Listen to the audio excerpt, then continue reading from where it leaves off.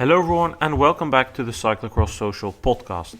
Today we're going to be talking about the X2O trophy in Koksijde, a race I attended, and with me here to do that is Issam. Yes, thank you for having me. It was a nice day in Koksijde. It was my first time attending the race. I always wanted to go. It's kind of a weird course. I thought it would be way more spread out than it actually is. It's relatively compact despite perceptions. And you could get on some sections quite a good view of the sand and notice a few things that might have been a bit harder to notice on the TV. And it certainly helped that despite the cold wind, I had a good race to watch. In the men's race, we were treated to a duel between youngster U23 world champion Tibor Del Grosso and the Sandman Laurens Sweeck. In the first part of the race, Sweeck was mounting up the pressure. He got away a couple of times, but then Del Grosso turned around the table. He was the one attacking in the middle part of the race, getting away. It required a very strong passage by Sweeck on the Albert Dune to get back. And from there, Sweeck again turned around the table again. He decided that was not going to happen again. He is, after all, the Sandman. And for 3 laps straight, he placed attacks in the middle part of the course. And eventually, he managed to crack Del Grosso. Sweeck took the win, his 5th one of the season, ahead of Del Grosso. Impressive ride by him, with Toon Aerts eventually finishing a distant 3rd. Issam Sweeck takes the win here, but he was challenged. The 30-second gap at the end doesn't really tell the full story. What's your takeaway of this race? That I'm very glad that Tibor Del Grosso exists, because I think that if it wasn't for him, it would have been a somewhat boring race with Laurens Sweeck taking the lead very early on, putting the others under pressure and racing into the sunset and taking home the victory, which he did in the end. But I think that just Del Grosso today rose to the occasion and was there from the start. And I think that for me, at least, it was very interesting to see that he was able to put Sweeck, the master of the sand under pressure, and really bring up a challenge to him. And I think that Sweeck wasn't really comfortable with the whole situation. With experience and obviously the power that he has, Sweeck is in good form at the moment. It looks very good. Just with the experience as well of how he was able to get himself through the race. The last part of the race from Sweeck was very strong. He was able to then take the lead, put Del Grosso under pressure. And I think, with Koksijde, it's not really obviously big mistakes can happen, but it's just the small mistakes that are adding up, and every section becomes more and more important in a way, and there comes more pressure. And also the sections in between, the sand sections, are also somewhat key in how you go through your race, because the way Sweeck was racing there, he was really, loading himself back up in a way, making sure, charging himself to the next section and making sure that when he goes to that section, knowing the importance of it, that he has to just make sure that he gets over those sand sections. It was a masterclass, especially the last part of Sweeck, the way he was racing the last lap as well. In the end, he was able to bring it home, and it's great to see that he was able to deliver in Koksijde a real classic, and especially if you talk about sand riding. And I have to say, before this race, nothing was telling me in a way that Del Grosso would be the one challenging Sweeck. So I think he was somewhat of a surprise to me. But the way he was racing as well, some of the sections were just phenomenal. It was great to see as well how he was tackling the sand. I think if you want to learn how to go through the sand, I think today was the perfect race, because those two were excellent teachers for the people watching. Of course, right? This is the course that requires the most sand skills. It's Koksijde. There's a reason that challenge has a tire thread called Koksijdes, because this is where you need them. This is where you need to be able to master the sand. Sweeck is named the Sandman. He is the best sand rider normally, but today I actually think that Del Grosso was better on the technical sand sections. So Koksijde is a race that also requires a lot of power and a big engine, because the recovery sections are pretty much non-existent. You have, after the first passage of the Herrijgersduin, in case you don't know what that is, it's this one shot with a big tailor lens where they come over this crest and then drop down a little bit, and then they take the left to the run before they hit the bridge. After that, there's a short recovery section, but then you hit a couple of sand sections that come down to power. You really need to put out the raw watts to make it up there. And you could see, especially in the second half of the race, that is where Sweeck made the difference. The super long left curving uphill, that's where Sweeck powered away a couple of times. The short dune before the second passage over the bridge leading into the second passage of the Herreigers dune, Sweeck was able to ride that where Del Grosso needed to dismount. Sweeck had the power to do so. Del Grosso, on the other hand, excelled with the sand skills technically. He looked a bit smoother on the first passage of the Herreigers dune, mainly because his timing of dismounting is absurd. Like, he just nails it. He doesn't lose a single bit of forward momentum. He hops off, poof. He just keeps carrying every bit of speed that he had. That was amazing to see. But then especially Del Grosso managed to come back a number of times or close the gap on the first part of the second Herreigers dune. They come off the bridge. Sweeck kind of struggles there, needs to grab the fences a bit more. Del Grosso rides it. You can see in the decisive attack, Del Grosso doesn't ride up that, and that's the end for him. That's his fatal flaw. He doesn't make it. He needed to compensate there with his technical abilities. So it was an interesting observation to see that Del Grosso in the sand could push Sweeck to such limits that Sweeck needed to resort to his power, his experience, because especially his experience also worked very well, I think, in the second half, Issam. Yeah, his experience, especially making sure that Del Grosso would not lead out, and just the way he was spacing himself in between the sections and making sure that he had just enough to get through the critical parts. And the last lap, second part, the second time Herreigers dune, he was able to, no mistakes, get through it without any problems. And you just see that in those sections, he's just able to load himself up and be ready to just get through it without any mistakes. That takes skill, that takes experience as well. And yeah, it was the second part of the race, especially from the moment Sweeck was able to put Del Grosso under pressure. He just didn't make any mistakes. And I think that what Del Grosso said, in the post-race interview, where he stated that he felt that he maybe should have taken a little bit more initiative. I think that you could definitely see that Sweeck, when he was on the back foot, when he was behind and he had to chase, he was a bit more vulnerable than he was when he was leading. Although you could definitely see that Del Grosso was hurting in the second part of the race, especially the last part. You just saw the last two laps were maybe a little bit too much for him with the pace they were doing. But it makes me wonder what Del Grosso could have done. Could he put Sweeck maybe on a little bit more pressure and extend the duo in a way? I think it was somewhat possible, because just the small mistakes, they add up, and then it's 1 second, becomes 4, and then it becomes 5 and 6 and 7, and then you start chasing back in the sections in between, and maybe you get a second or two, but you then lose it all in the next end section. So it's a tactical game what we saw today, and it was great to see that Del Grosso was up for that challenge. I don't know if it would have made a difference, but it was just interesting to see that he noticed that and that he thought that could have played a role. And I think I tend to agree with that, but I think today no one was really up to the task to challenge Sweeck for victory. I think today he was just the best, and it's great to see, because I have to say that I doubted him a little bit this season when he started.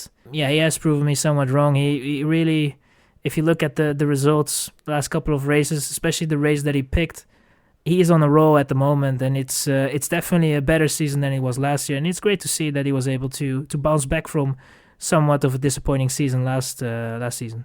Del Grosso could perhaps have been a bit more cheeky, a bit more brutal to overtake Sweeck, but Sweeck did it very well to drive up the pace towards the big walking dune, and that's his experience. But what was also his experience is the way that he paces his race, because I think that's super interesting.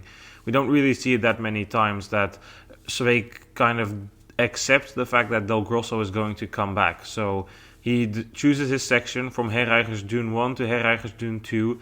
That loop of the course is where Sweeck mounts the pressure. He really goes at it. He puts Del Grosso under pressure. He gaps him 3 laps in a row, but he also lets Del Grosso come back a number of times. In the part after the downhill of the Albert Dune, you hit the grass sections towards the start finished. That's the only real windy part of the course, and he just sits in and he accepts that he needs to recover a bit. And I thought that was something that he did very well, and it's something that we've seen him do before. And Van Toerenhout has also done that quite successfully this year. They hold back in the middle part of the race, so they have something left. Sweeck goes at it in the first half, then that's a Grosso attack, then decides it's time to come back and doesn't really let him out of his sight.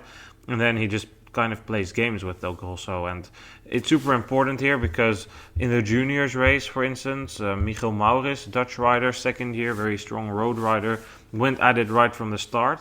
And he went into the final lap with a lead of 10-12 seconds, but in the final half a lap, he exploded. He finished fourth, other riders passed him. Also in that race, by the way, another broken boa. Some people ask, well, how many times does it happen? Pretty much every single race day, there's at least one or two shoe changes.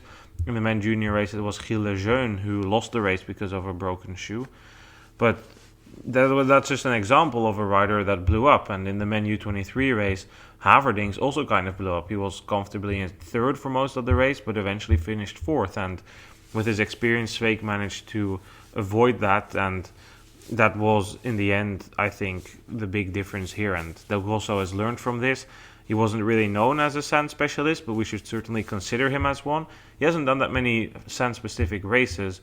Zonhoven is a very different type of sand race than what we have here. So we saw him in Diegem. It was all right in that sand pit, but that's, of course, a completely different matter than the dunes of Koksijde. Then, Issam, I'm curious to have your idea on that battle for third. It were the riders with the big engines there, Ronhaar, Wiesure, but ultimately Aerts getting the upper hand. Yeah, it was as if you were watching two divisions, the two up front, the elite, and the ones behind them, not so elite through the sand, but they were still able to get through the race quite well. And you can see that the likes of Aerts was making way more mistakes than Del Grosso and Sweeck up front. And there's nothing wrong with that. And as you say, I think that those guys were really relying a lot on the big engines. I think that Ronhaar definitely tried to bridge that gap. Eventually was not able to do so. I think that, he was doing some movements with his back, but I think also his technique through the sand let him down a little bit, and he was just not able to make that connection in the end. And I think indeed, if you look at the likes of Aerts, Ronhaar and Wiesure, those are riders that definitely are known for big engines if they have a good day. And I think all three of them had a relatively good day. And they had to fight for one spot on the podium that was left, and that was the third spot. And I think that Aerts, halfway through the race, he was able to take initiative a little bit more compared to Ronhaar and Wiesure, and I think there he was really able to put the others under pressure. He also was riding relatively better compared to the start of the race through the sand, and I think that just kind of made the difference for him, and he was able to capitalize on a good form, get third. And yeah, it's interesting to see how much of a difference it can make if you're able to get through the sand quite well here in Koksijde. It's fascinating in a way, and it's a race, as you say, it's quite atypical. We don't really get those races that often, and that's why it's a classic. That's why it's so special. And yeah, in the end, I think that we see somewhat of a consistency with Ronhaar being able to be at the front and play a role. In the end, not able to capitalize and take third, but he was able to finish in fourth. And Wiesure having one of his better races again. But yeah, he was in that group, but he was eventually not really able to be in the mix for third. So yeah, all by all, I think, as you say, Koksijde is really a tough race, and it's something that if you don't have the big engines, you just kind of struggle if you're not really able to get through the sand. I really don't have that much to say about the third place of Aerts. It was a good ride. He was clearly the strongest from that group. I think for Ronhaar, you can make the case that he is a rider that did kind of blow up. He had this moment when he looked to bridge to the leaders, then he made a couple of mistakes and he fell back. That's the thing with Koksijde. If you make a few mistakes, all your effort is just for nothing pretty much, and you fall back and you get nothing for it. That's the nature of the course. I will say, and I feel like I've made this point last year as well, that there is a bit of a problem here with Koksijde. The course has become so much that it's a bit too much. It's nice that there's a lot of sand here, but they've added so much sand to the extent that it feels like less is more sometimes, right? So this running passage at the end of the first Herrijgersdune is not necessary, in my opinion. You have this massive dune at the start, which is like a 40-second run at least. You can also then just decide that the Herrijgersdune doesn't need a mandatory run at the end, and that just riding through it, which is challenging enough, is a more decisive feature, and that you don't need to add these loops of sand everywhere just in order to make it even more hard and spectacular. It doesn't necessarily make the racing better. Of course, we were lucky today, but we've seen quite some shitty races here in Koksijde as well over the years, and to be honest, it's kind of sad to see the downfall of this race. It's in the X2O trophy now. The start fields are definitely not what it was when it was a World Cup.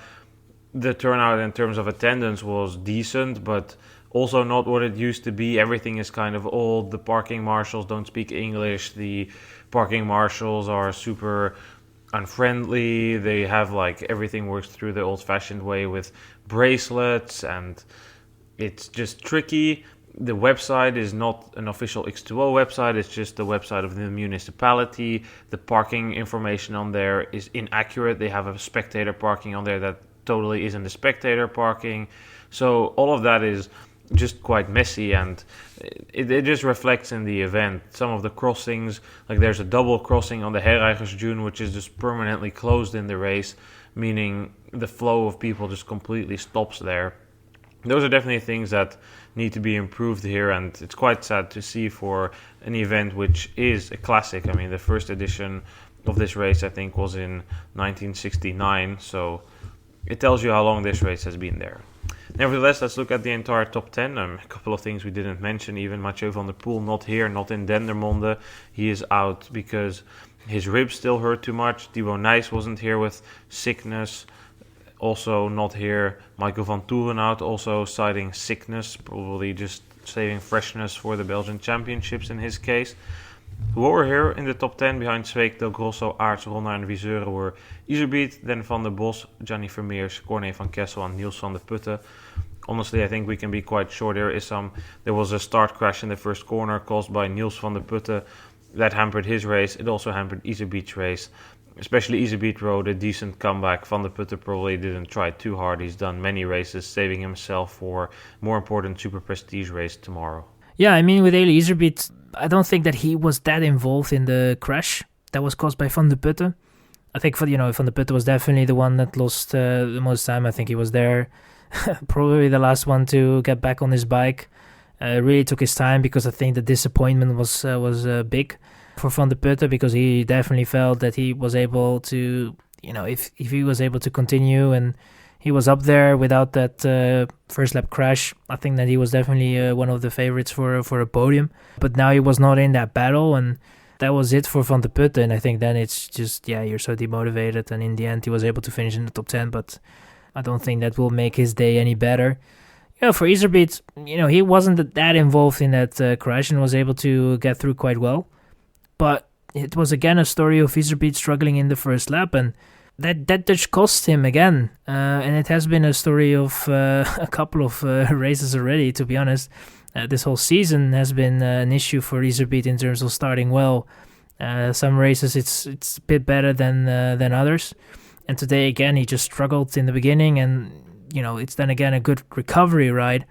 It's somewhat of a recovery ride in which you ask yourself what could have been, because I think today again, if it wasn't for that, he could have potentially be in a battle for a podium. But that is something that we have said already a couple of times this season, maybe a couple of times too often, and it's just a story repeating itself. So for Iserbyt, that was kind of his race. If you look at a guy as Toon van der Bos, it was definitely a positive side to see him up there. I mean, it's great the way he has been able to bounce back the last couple of races. And sure, in both Koksijde and Bouws, both the 7th place, you can definitely argue that the starting field has been somewhat disappointing.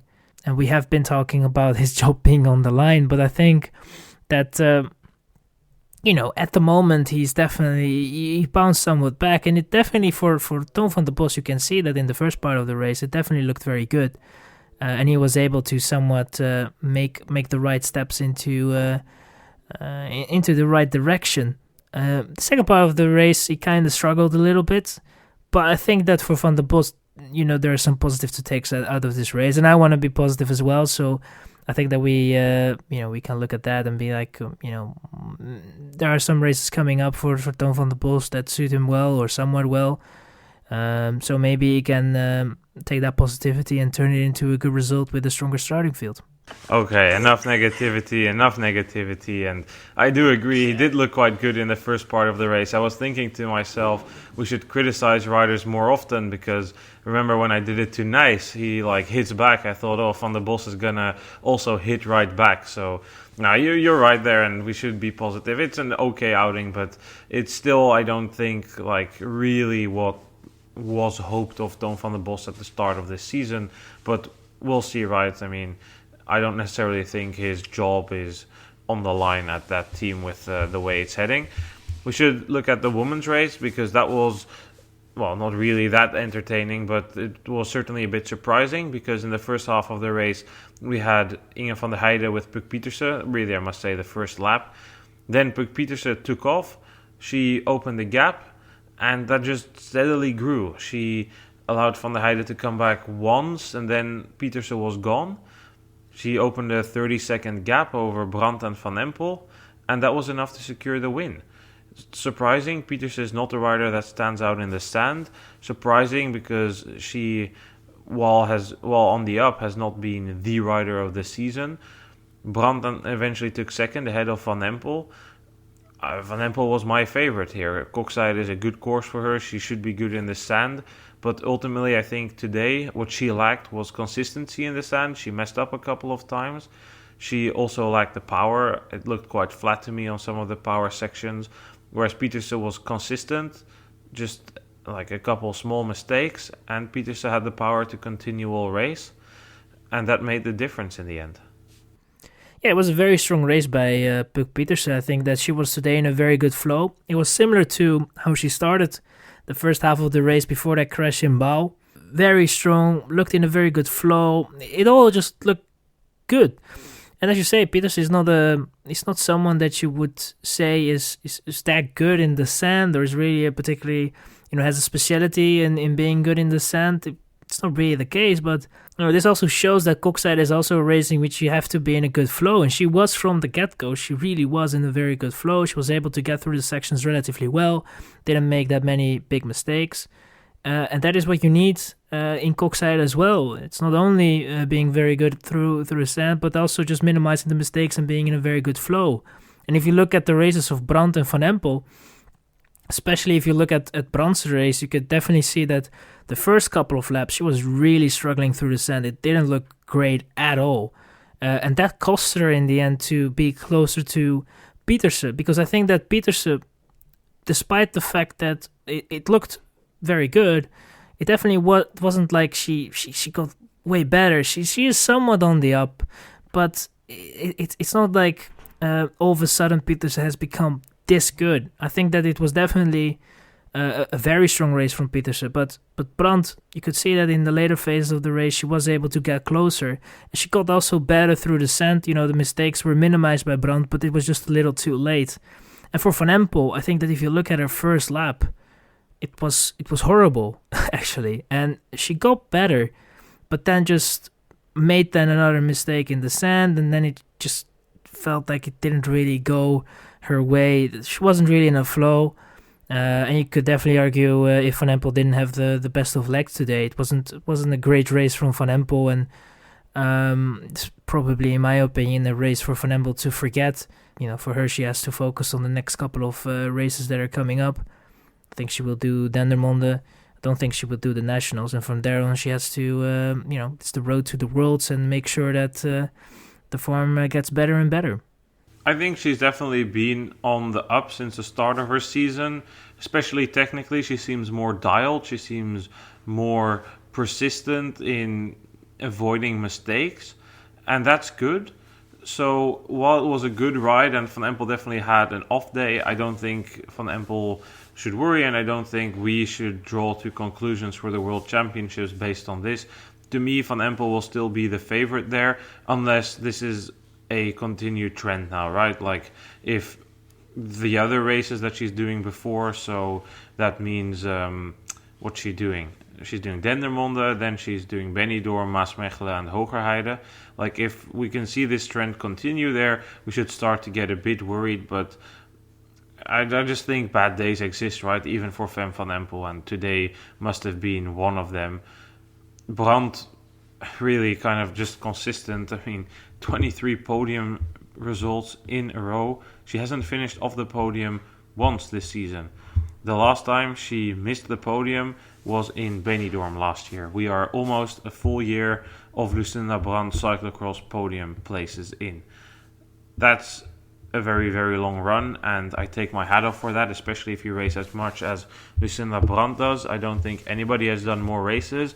Obviously, she's quite old and experienced, a veteran, so she can handle the load. I still think the freshness will help her, and that lack today, she didn't have that level of freshness to compete for the win. She also didn't have the sand skills to compete for the win, and that's also what I expected, but it was fine and consistent, and she'll probably get another podium place, maybe even a win tomorrow in Gullegem, where she races against Alvarado.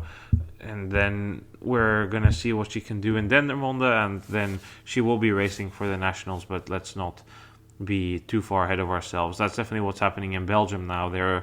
Everything is preparing for the Nationals. There is Sweeck the top favorite for the Nationals. Yes, he is. He's being bombarded to top favorite. What about the woman? No Kant. So then Brouwers, Truije, Verdonschot. Maybe we need to consider Krabbe. What about Fleur Moore? She hasn't raced this Christmas period. We can save that for the preview podcast for that, Issam, and instead maybe talk a bit about Inger van der Heijden, who was in the mix for first lap and a half, 2-ish laps, you could say. And then she kind of fell back. It's kind of what we've seen a couple of times now. Today maybe a bit more spectacular because she opened that gap over Brandt and Van Empel early on. Also a bit of a shame because I feel like this is one of the few courses where she could have perhaps challenged with them. I also recall back to... now I need to test myself on the year. I'm going to say it was 2018 or maybe it was 19. I'm going to say it was 2019 when she was racing in the CCC kit here as leader of the U23 World Cup. She also did very well here. She finished, from the top of my head, 4th or 5th here. That was like one of the first times she really stood out on the big stage. It's a good course for her, but perhaps with those extra power sections compared to that course, she just didn't have enough sand skills to compensate for that. It was a good race for Van der Heijden in a way, but it was again, in the first part of the race, she was definitely able to utilize her sand skills in a way, and we have seen it already before this season, in several races actually, apart from the sand race that we had. She was really able to give a battle to the ones that normally would fight for a podium. In the second part of the race, the second phase, she's just not really able to push through. And she struggles a lot with that. And today was, again, the same story. She was up there giving Pieterse a battle in a way, but then starts to struggle a little bit, loses connection with Pieterse, and from there on fell in the hands of Van Empel and Brandt, and they were also able to capitalize on declining pace from Van der Heijden. And I think that is something that we have seen this season already as a couple of times, and that is something that she has to work on to really be a standard factor, or at least someone that is able in these type of courses to use the benefits to her advantage and really fight for a podium, because I think at the moment that is really lacking in her season so far. If you look at her results, they're not bad results. They're this season actually quite good results, but it's just that second part of the race, and in several races already, which just it lacks a little bit, and she's just not really able to push through and fight for a podium. And today was no different. Yeah, I also just take this moment to say just how pathetic the X2O trophy classification is, because with 2 races to go, Lucinda Brandt has a 10-minute lead on her nearest rival, Fem van Empel. It's pretty much locked up. Like, if Brandt wouldn't race, she would lose 5:15 twice. That's 30-second buffer she had from already locking it up, and Vorst in the third is 15 minutes down and hasn't raced the final 2 rounds. Alvarado and Casasola are still up there. I mean, clearly they need to revisit this and think about a way to increase the appeal. I'm not even talking about the fact that this is on time. I'm just talking about the fact that hardly any of the women want to race the entire series, because it starts with the Koppenberg and has other brutal climbing courses that only a handful of riders like. I mean, even today they were creating like all this hype at the venue about the bonification seconds, and I mean, it's just so fake. Brand started today with a lead of over 9 minutes, and there's 3 races left. And heck, Van Empel, 90% sure, isn't even going to ride any of them, which means it's already locked up, and she's going to win by over 15 minutes in a classification in cyclocross. It's just nuts. And if they want to not only revive the race in Koksijde, but just want to bolster their series again, they really, really need to take a hard look at themselves and not do the same shit as last year and host this post-season interview even and say, yeah, it's great. We saw here a great battle between Cameron Mason and somebody else for the 3rd place in the classification and blah, blah, blah. And I don't want to hear that. If you want to like actually compete with the World Cup and want to be up there and want to be taken serious, also look at your own product instead of only complain about the World Cup. But I think I've made that point quite clear many times, and I don't think anything is going to change. I think we have covered it a couple of times already. The X2O trophy at the moment is somewhat of a mess. The position they're in is also compromised. You know, we definitely have to give them. But I feel that if you look at the situation it is in and the field, especially on the women's side, but I think in a couple of races it has been somewhat as embarrassing, especially if you look at the position they think they are having at the moment within cyclocross. You know, for them, it's a bit of a different situation than it is for the Super Prestige, because I think the Super Prestige, obviously, you know, Flanders Classics, they have the World Cup, and it's they can always somewhat lean on that and be like, you know, we have this classification as well, and this is important, and we want this to grow. And the X2O trophy doesn't really have something else. I mean, Golazzo doesn't have something else. This is their classification, and this is something they want to have as a sort of a competition against the Super Prestige and the World Cup, but it isn't. It's very clearly at the moment, you know, it's just not it, and I don't know how they are going to fix it. I don't see any fixes at the moment. I don't think that they will fix it, and I think that we are looking at a downfall of a classification which was at a time one of the more prestigious ones. So I don't see this getting better for the X2O trophy. I think that this is just sinking at this point. It's almost like a Titanic, and it's going to be interesting to see how it will end up. But that's probably the only interesting thing about the X2O trophy, because as you say, there is barely a battle for the classification, and I think that alone is quite embarrassing. I think that the only one that cared about the classification at the moment is somewhat Toon Aerts and Lucinda Brandt, and I think after that it's everyone is just racing, and in the end they're here where they have finished up in the classification, and I think that's definitely not where you want to be. Well, Iserbeet also cared because after his early season suspension he was out of the Super Prestige, but the orchestra keeps like playing and they keep making the music when every year it gets progressively worse. And I mean, to keep it very short, fixes would be reconsider the time classification, reconsider the formula of the time classification, reconsider the Koppenberg cross, reconsider the dates of your races. You could perhaps start a bit earlier with another round in the series so people aren't already positioned in the Super Prestige that they will drop this one. Maybe think about the spacing of your dates. This is 2 races and 3 days in the middle of the Christmas period. Everything is super specific, so I don't know, those are just a few small things you need to consider if your classification is built up this way. But we should end with some positive notes, because behind Pieterse, Brandt and Empel and Van der Heijden, Sanne Kant finished 5th. Crowd definitely gave a couple of big roars for her performance. She had a slow start to the race. She felt, or at least I heard her say during the pre-ride, that she still felt bow in her legs. Good ride by her. Bakker finished 6th ahead of Julie Brouwers, the sand specialist. Good ride by Marta Truijen 8th ahead of Denise Betsma and Laura Verdonschot.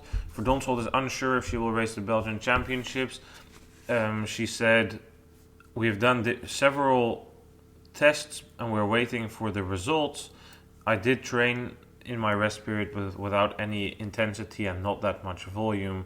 I had no power in Zonhoven. I felt empty and was not recovered. I wanted to see what today would do. This is a good course for me. I like coming here, but this was disappointing. I don't know if I will start the Belgian Championships. Today it really didn't go well, so I'm not sure it makes any sense to start there. We will see. I don't know if this is something lingering, that she obtained some sort of illness or some virus, or if it's just tiredness from a super big season, but it's definitely not going too well for her, and this course is something that should suit her. This is the best course of the season for her, and clearly it didn't go well, so we'll see if she can turn it around for the World Championships, or if it's just, in the end, a rather disappointing season after what looked to be quite a promising start. But Issam, maybe then in your eyes, short preview. I know we said we wouldn't do it, but short preview. Who is your favorite for the Belgian Women's Championships? Kant isn't racing. Do you think it's going to be Brouwers, Moors, Ribeirol, Frank, Truije? What do you think? It's definitely going to be interesting, because I think that the circumstances will definitely play a role. If it's going to be somewhat of a fast race, I think that more women will have a chance. If it's just a bit tougher, I think that at the moment you cannot really overlook Ribeirol. I think that Ribeirol at the moment is the one that could deliver on a course like that. But if it gets faster, it could become a little bit more tactical, and we have seen that Ribeirol at times can, I wouldn't say crack under pressure, but the pressure can definitely get to her in a way. And then it's going to be interesting. I think Marta Truije was definitely someone that drew my attention. Very strong ride, despite the fact that I think it's somewhat reasonable to say that sand is not her specialty, but has a big engine, and I think that if it's going to be a faster race, definitely can rise to the occasion. Brouwers has done some strong races the last couple of weeks. Has been very positive about the performances in a way, so I think that she can definitely play a role as well. If Ronschot doesn't show up, and I think, to be honest, if I look at how they were talking about it, I don't see her showing up at the championships. I don't know, it could still happen, but it felt like they are not really positive about it. So it's a difficult race to predict, in all honesty, because the Belgian women, in a way, they have been quite inconsistent in certain races, and they rose to the occasion in races that suits them better. So it's difficult. If I'm going to give a safe bet, I think that Ribeirol will be very close to the title, if not win the title. I think that she is definitely, in my opinion, has the it's just, at the moment, just I think the most consistent in a way, despite the fact that some of her results were not that consistent. But I think that if we talk about power and form, I think that Ribeirol is definitely the one to beat. But others can rise to the occasion, so I think that is definitely a championship I'm interested to look forward to. Let's leave some extra thoughts for the preview podcast for that, give it a bit more thoughts, learn a bit about the weather conditions, and then circle back to that. Issam, thank you for your time. I think this will wrap up the episode. Yeah, no worries, and thank you for having me. We will be back tomorrow covering the Super Prestige in Dendermonde, the penultimate round of that series. Thanks for listening, and catch you guys tomorrow. Goodbye.